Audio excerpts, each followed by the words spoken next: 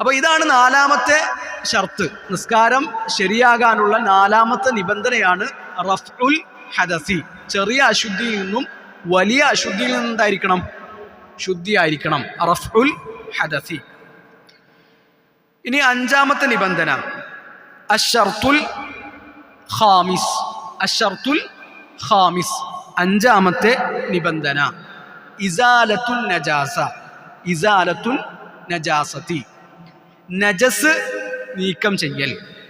മിൻ സലാസിൻ, മൂന്ന് കാര്യങ്ങളിൽ നിന്നാണ് നജസ് നീക്കം ചെയ്യേണ്ടത്. മിനൽ ബദനി, ഒന്ന് നമ്മുടെ ശരീരത്തിൽ നിന്ന്. വസ്സൗബി, എന്താണ് സൗബ് എന്ന് പറഞ്ഞാൽ? വസ്ത്രം. വൽ ബുഖഅതി, നിസ്കരിക്കുന്ന സ്ഥലം. വദ്ദലീലു ഖൗലുഹു തആല, അല്ലാഹു പറഞ്ഞു വസിയാബക ഫതഹിർ, നബിയെ നിങ്ങൾ നിങ്ങളുടെ വസ്ത്രം ശുദ്ധിയാക്കൂ.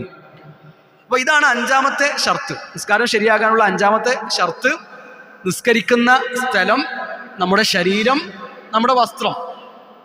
ഈ മൂന്ന് കാര്യങ്ങളിൽ എന്ത് ശുദ്ധിയാകണം? നജസിൽ നിന്ന് ശുദ്ധിയാകണം. അതിൽ നജസ് ഉണ്ട് എങ്കിൽ ആ നജസ് നീക്കം ചെയ്തതിന് ശേഷമാണ് നമ്മൾ നിസ്കരിക്കേണ്ടത്.